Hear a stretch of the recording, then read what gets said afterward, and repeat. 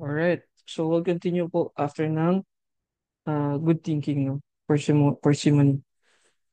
Next is self-correction or weight of evidence. Weight of evidence lang naman ay, bawa, pag may nakita tayong different dun sa dati nating um, research, diba? So tingin natin, magbibigay ba ito ng timbang dun sa ano natin, no? Sa findings natin dati. You can do self-correction. Anong punto lang nun sa scientific method natin, no? Kung may bagong data, then we have to correct lang kung ano, yung dating data. Okay, dati po, ito po yung nakita namin result, but upon new result sa research namin, meron pong bagong lumalabas. So, yun lang yung self-correction. Tignan nyo lang yung weight of evidence. Mabigat na ba to para mabago natin yung dati nating statement? If it is, then maybe you should redo yung or republish, ipapublish natin ulit. So this where the publishing result comes in then sa scientific method, no? Ipapublish natin yung result. So other people from the same community or the from other communities then, what do I mean from other communities? From other scientific communities. Bawa, hindi lang sa field ng psychology yung makakaalam. Sa ibang field din, no? So syempre, nag-overlap din naman kasi yung field ng psychology sa mga iba't ibang sciences, no? So, sa neuroscience, obviously, neuroscience, may mga sa medicine, then nag-overlap din yung field ng psychology doon. So, yun, it's important to publicize our result. Okay. Next, replication. So, importante din na trait sa psychology is yung replication. So, ano yung replication? Ibig sabihin, we should be able to repeat our procedures and get the same result. Again, if we gather the data objectively and if we have followed the good thinking. Ibig sabihin, ang isang, especially sa field ng psychology na experimental psych, ang isang experiment ay, ano, maganda siya kapag pwede mo siyang i-replicate ng, ano, ng mas madali, ng easily. Hindi yung, halimbawa, ay, hindi ko na maulit yung experiment ni author na ganito kasi nga, hindi malinaw yung paliwanag niya doon, hindi ko alam paano niya nagawa. So, yun ang problema. Kaya po, sa atin, in-upload ko na po yung mga lecture natin. No? In-upload ko na po yung mga lecture natin. Ayan. Andun po yan sa andun po yan sa drive natin. I mean, yung mga experiment manual natin, in-upload ko na po yan. So, may instruction po doon. How you will do things. Paano mo gagawin yung mga bagay-bagay doon. Malinaw naman siya. Okay, mako-compute mo. Okay? Now, ang pinupunta natin sa replication, sa mga iba-ibang field nga natin, dapat yung mga manual or yung mga procedure sa experiment or sa ibang ano natin, ibang field sa psychology, kailangan malinaw para ano natin, replicate natin. Okay? Next natin, tignan natin. Yan. Karoon dito sa Bobodal experiment. Meron sa Bobodal experiment, no?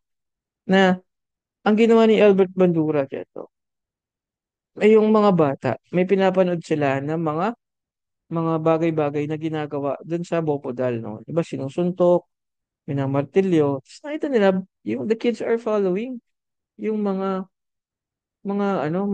adults na gumagawa, no? Nakita na ba't sinusunod ng mga bata yung nakikita nila? So actually, that's where the research comes in din na parang yung mga early years ng psychology na baka daw yung mga pinapanood ng bata ay nakakaapekto on how they behave. Kaya nga may mga research na baka watching TVs na may mga violent movies o mga violent scenes can ano uh, can ang tawag dito can corrupt the kid's mind. Parang baka mamaya gayahin nila kapag ganun, baka mamaya ano isipin din nila kapag nakakita sila ng mga ganun. But eventually they found out na people mimic o ginagaya ng mga bata, minimimic nila yung behavior ng mga tao na ano na mas malapit sa kanila. That's what we found out, no? Na hindi lang pala basta minimimic ng mga tao ng mga bata yung nakikita nila. Kasi learned behavior yun na parang hindi mo naman daw, ang isa pang nakita natin sa discovery na yan, hindi mo kailangan personally maranasan yung mga bagay-bagay para matutunan mo yung mangyayari, magiging resulta nila. Minsan nalalaman mo yung magiging resulta kapag pinagmasdan mo lang yung naging behavior ng ibang tao kapag ginawa yun sa kanila. Nagalit siya nung ginawa to sa kanya. So natututunan mo. Now, Ang pinapunto doon, hindi mo na kailangan ikaw na yung gumawa nun. So, may mga ganun din, no? Now, ang isa nga ang pinupunto natin dyan sa research na yan, na yung mga tao pala, they follow, they follow other people doing other things kapag, hindi lang basta-basta kung sino-sino. Nakita natin na ginagayan ng mga bata yung mga malalapit sa kanila. Ibig sabihin, halimbawa nakita niya yung mamang tindero ng ng ice cream na binulsa yung napulot niyang pera sa daan. Ngayon, pag tinanong mo yung bata, gagawin kaya ng bata yun? Gagawin kaya yun ng anak ko? Ang sabi ng research, if strangers daw yung mga tao na nakikita nila gumagawa ng bagay-bagay, usually, hindi nila gagayahin kasi hindi naman yun nila kilala yun eh. But, but, ito yung doon, no? Kids mimic the behavior of those who are, ano, important to them o they think is family. Halimbawa, si kuya. Eh, si kuya kinuha yung pera ni mama dun sa bulsa. Okay lang pala yun. Ay, ako nga rin. Yun yung mahirap po doon. Ang pinupunto natin dito, mas madali kayong gayahin ng mga bata, especially mga parents, mga kuya, yung mga ano. So kung may mabuti kayong ginagawa, gagawin din nila. Si kuya ganun din, mabait yun. Nakita ko nung nahulog yung pera ni Papa B, sinuhuli niya, hindi niya pinulsa. Eh, ganun si kuya, idol ko yun eh. Diba ganun? So kung ibang tao yung nakita niya na gumawa ng masama, hindi niya masyadong papansinin eh. May ibang tao naman yun eh. Eh kung kuya niya nakita niyang gumawa ng masama, eh kinuha ni kuya yung pera ni mama dun sa pitaka niya. Okay lang pala yun. Okay lang pala. Ibimimik ng bata ngayon. So now, on a larger picture, especially nga, ayan, ng mga therapist kayo in the future or psychologists, no? I always tell the parents kapag ano, no, na whatever things that you show to the kid, gagayahin po nila yan.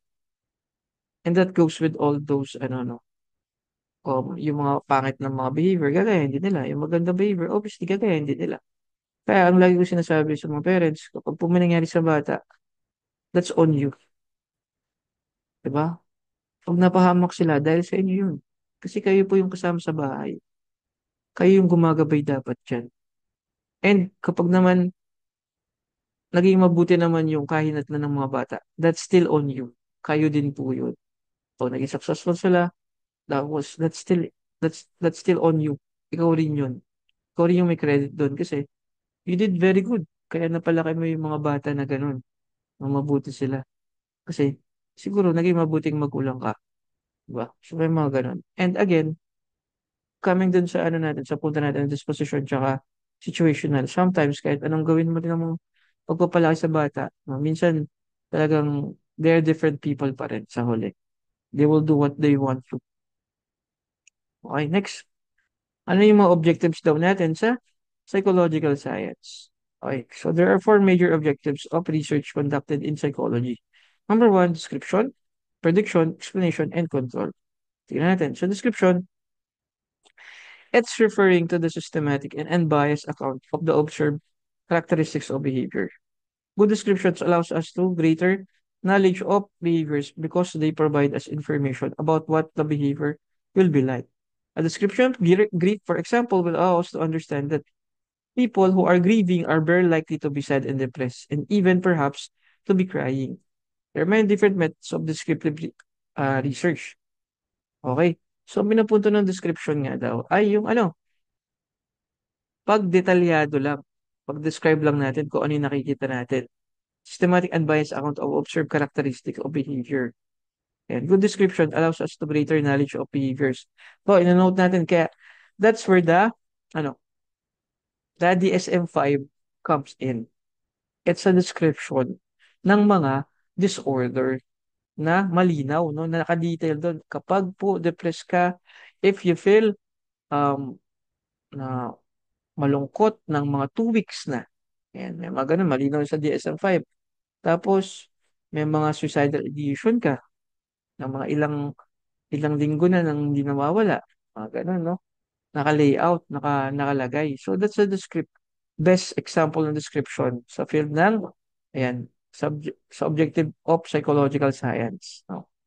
So, kapag nagko-conduct ng research, yung description. sobrang helpful nun, no? Titignan mo, ganito yung itsura nila kapag nagkaroon ng problema, ganito yung may mga depression, ganito yung may mga OCD, so may mga ganun siya, no? Nalinaw, no? Black and white, nakikita natin siya. And so ito daw yung mga iba't ibang type ng descriptive design. Case studies, no? Common in clinical and forensic psychology used to make inferences, origins of psychological disorder, and influences of life events. Ano yung case studies na example na pinanood ko sa inyo? One of the examples ng case study natin ay, ano, actually, dalawa naman na yung pinanood ko. Diba sabi, development plus influence of life events. Okay? Ano? Ano daw? Yung, anong movie?